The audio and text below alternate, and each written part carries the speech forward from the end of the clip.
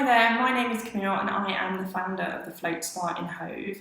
Today I wanted to continue our conversations for Wellness Wednesday and talk a little bit about my journey into wellbeing. Contrary to belief, I came from a very, very corporate world. I worked for very, very stressful marketing agencies. I know firsthand what it's like to manage multiple projects, multiple clients, deadlines, pressure constantly. That's the world that I came from. However, tomorrow marks a very, very iconic milestone, and it's exactly 5 years to the day where I left my corporate world, and I was then able to take on the challenge of opening up the Float Spa and sharing what I had learned to the wider people. So what was I like beforehand? I have changed a lot. I have evolved a lot over the past 5 years. You know, I'm still a mum, and I was a mum back in 2014.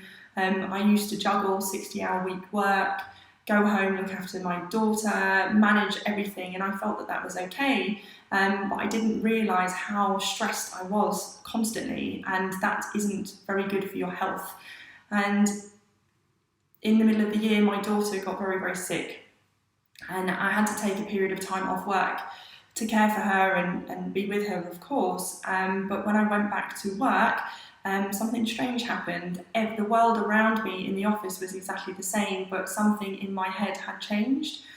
I was later diagnosed with PTSD, so post-traumatic stress disorder, anxiety and depression, and I did hit rock bottom. I really, really struggled. I couldn't understand how I felt so guilty that my daughter had got sick, and also I actually started to fail at work and couldn't understand, why I couldn't get out of bed in the morning and on the weekends, and I really, really struggled mentally for the first time where it affected me so badly.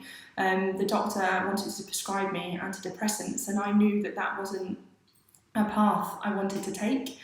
I was lucky. I have a supportive family, and it was a family member that suggested, why don't I go and have a float? And let's put it in perspective though, the most out there thing I'd ever done before having that first float was to have a massage. So this was quite a step out of my comfort zone. I'm sat in front of a float tank just to give you an idea of what a flotation tank does look like.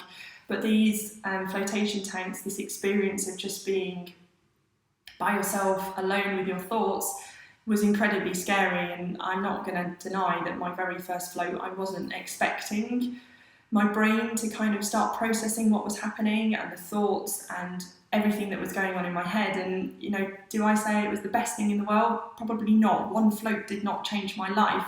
It started me on a path of recovery. I could feel my body shift and release and let go a little bit.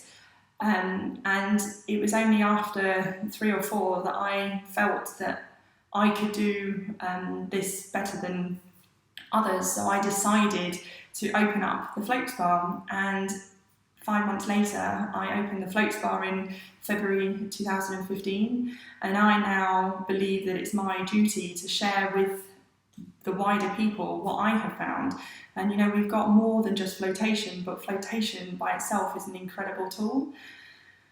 And we now have incorporated with the infrared sauna and yoga and this entire path of change. But I'm absolutely grateful that I was able to take that plunge, and now I want to spread that self-care message to the wider people, because stress and anxiety is very much commonplace, but stress to an extent over such a long period of time isn't. And being able to manage that on a daily basis is what will give you the strength to keep going, rather than until you hit that burnout stage. So I do wish that more people could try to believe in prevention as opposed to waiting for that catalyst or that trigger to happen.